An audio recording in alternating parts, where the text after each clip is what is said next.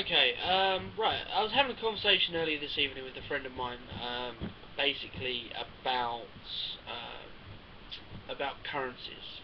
Now, what do you know? What do you know about currencies? Well, what do I know about currency?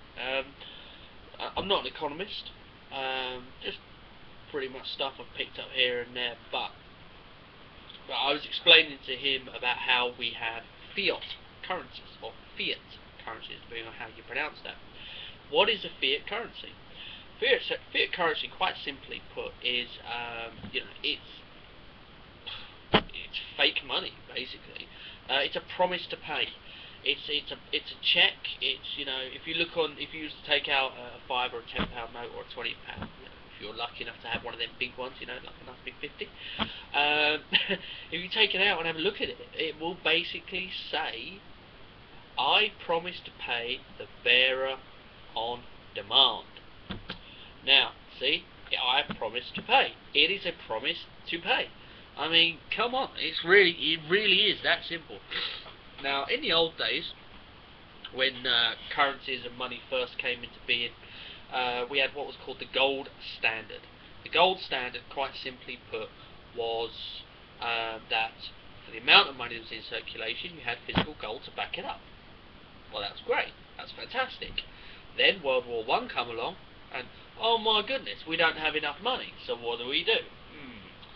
Let's get rid of the gold standard and create as much money as we want. Now, that sounded great. Sounded fantastic. Problem with that kind of model is it's a problem solution reaction kind of thing. That you'll always see inflation go up. And why is that? Why does inflation have to go up all the time? Because quite simply put, you're always creating debt. As I don't know who coined the phrase, but you got Max Kaiser, that's the one. Deflation. So you have inflation through debt, basically.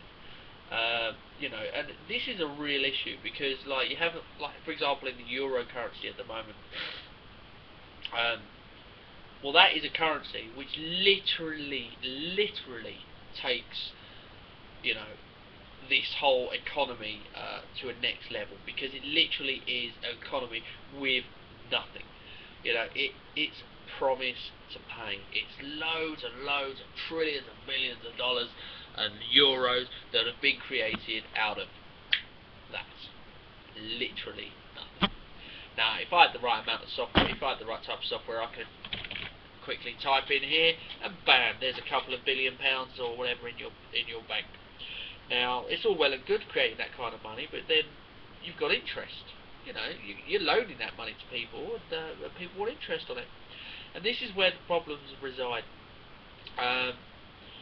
What are we going to see going on in the euro? To be honest, we'll be lucky if it survives. That's my personal opinion. As I said, I'm not an economist, just from what I'm reading. Now, at the moment, gold, I think, is around about $1,300 an ounce. Let me have a little look at that. I'll give you an exact price at the moment.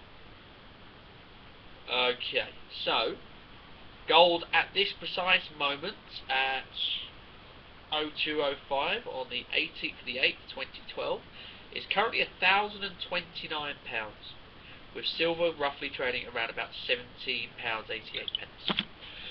Now, if you want to get rid of the world debt and go back to a gold standard, at the moment it's currently looking around about the gold prices are going to jump to about $15,000 an ounce. That, for you and I, is big trouble. Food prices.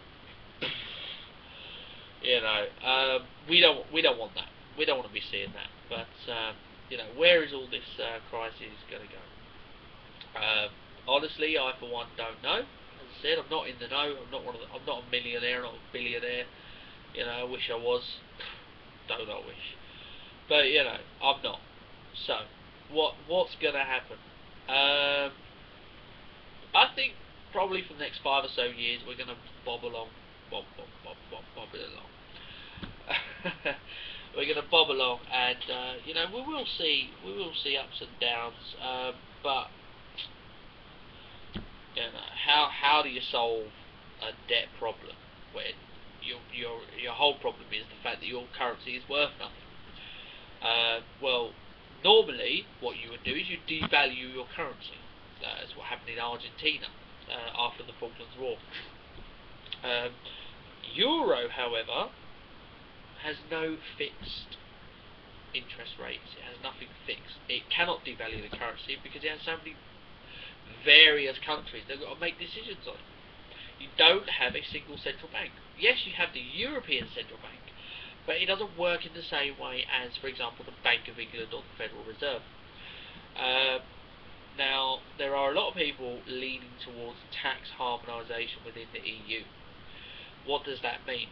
Well, first of all, it means that, you know, once you've got tax harmonisation, it basically means that everybody has the same tax codes, everybody has the same processes, which basically means that they can create a central bank for Europe, a proper central bank. Well, that is the next step towards federalisation of the European Union, and I think that is the only way the European Union is going to survive. In regards to the global situation on currencies,